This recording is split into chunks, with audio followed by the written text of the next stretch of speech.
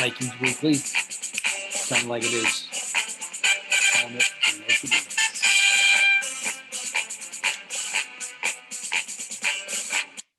Telling it like it is. Well, big win for those Vikes yesterday. Wasn't pretty, up 16-6 with 2 minutes left. Thinking to myself, this could be the worst loss I've ever seen in regular season history for the Vikings, doing with the circumstances and the expectations and who we're playing and the lead and time and score. That would have been a really bad one, but thank goodness we pulled it out. So 2-3 had to be 2-3. Talked about it yesterday on the NFL show. It's a must-win game. There's no doubt about it. It had to be a must-win, and we took care of business. Doesn't matter how you do it. As a longtime coach myself, they only ask if you win or lose. No one asks you how. And when you win, as Bob Knight used to say, you don't have to give it back. So big win, 2-3. Let's get to some key stats. Kirk Cousins, who's responsible for the Kennedy assassination, I think, and some stupid Vikings fans' ideas. 25 for 34, 8.1 yards per attempt, one pick, one touchdown. Didn't like the empty set on the pick. I had bad feelings about it, and we forced it in there. Didn't like that option. The empty set always makes me nervous. I know our running backs are one out, but throw Abdullah in there. So, players of the game yesterday: Justin Jefferson, 7 catches, 124 yards.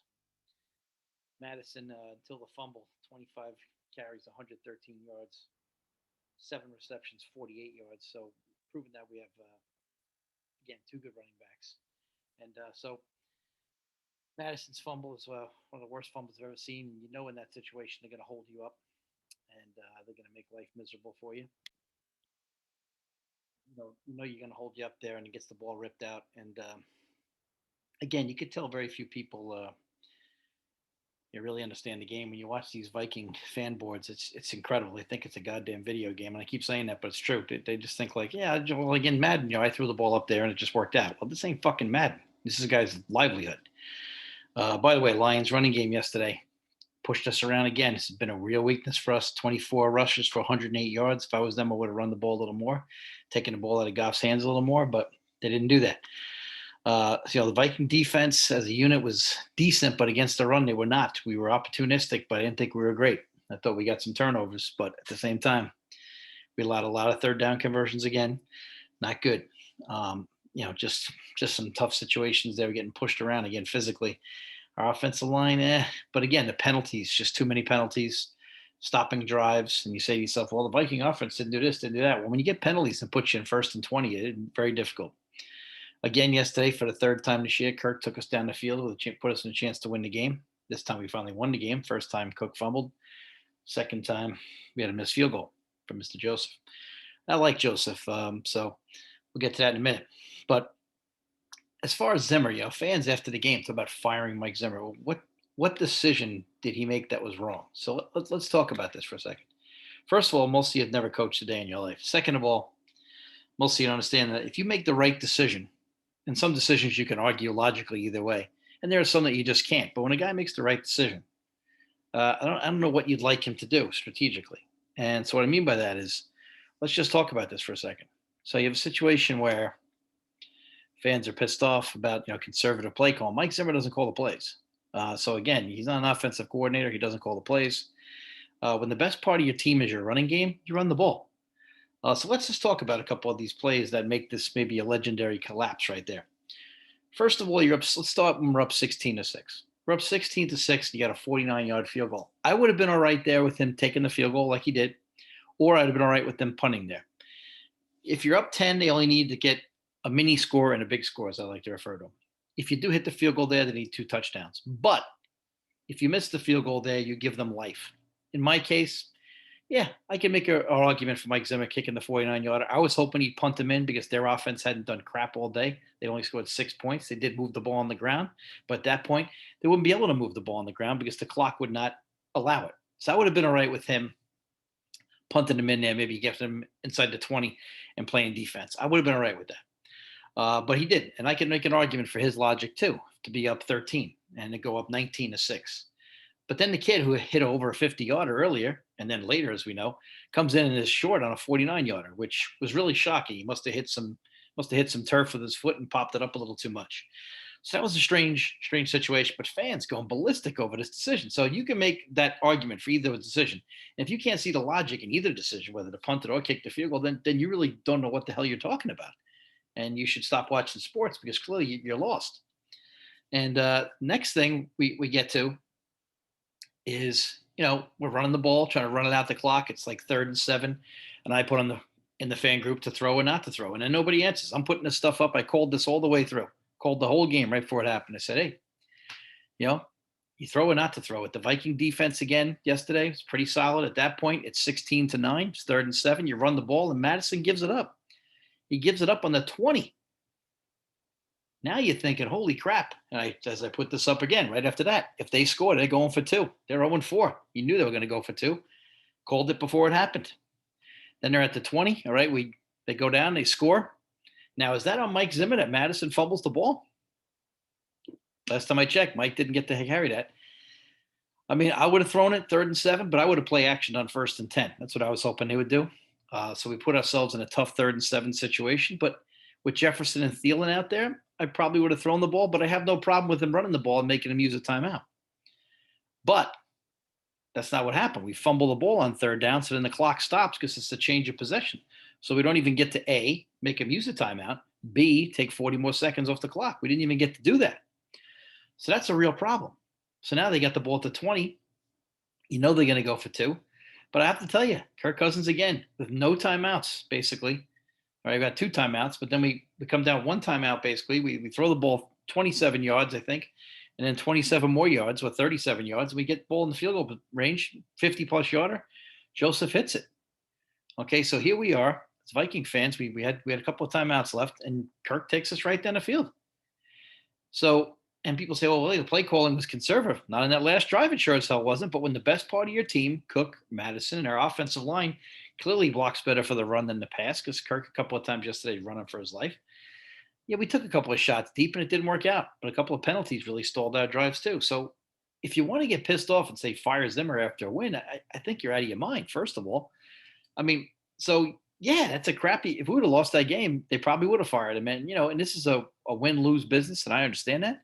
But if it's a win-lose business, and I understand that, find me 5 coaches in the NFL right now with a better winning percentage, of more than 30 games at least coaching than Mike Zimmer.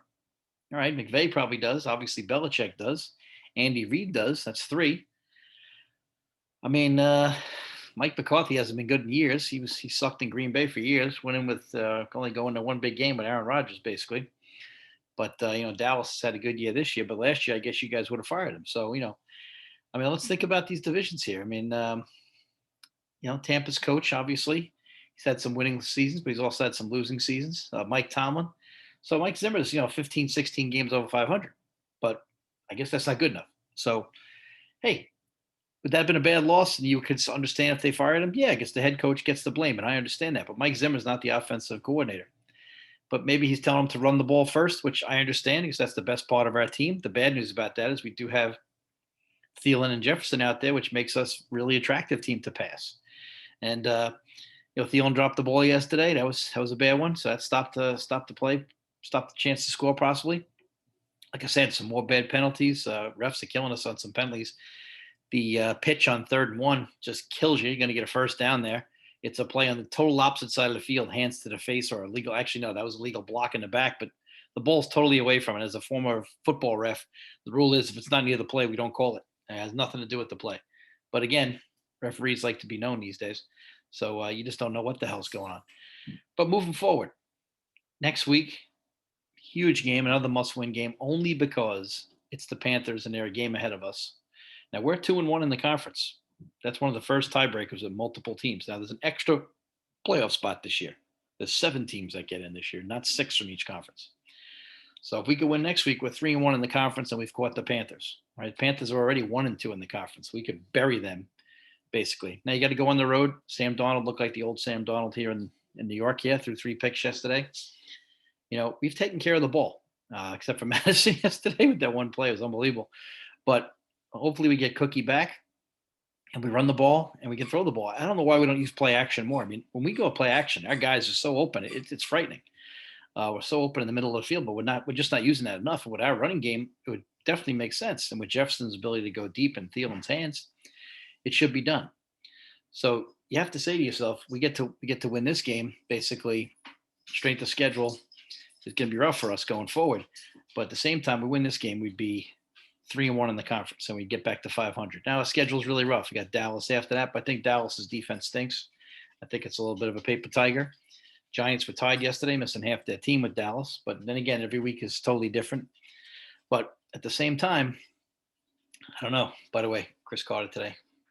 But I just don't understand the illogic. Yeah, if you're frustrated, blah, blah, blah, you want the team to be better than 2-3. I understand all that. But which decision that supposedly you think Mike Zimmer made was the wrong one? Then the after game celebration, Kirk Cousins was happy they won a game for Mike Zimmer.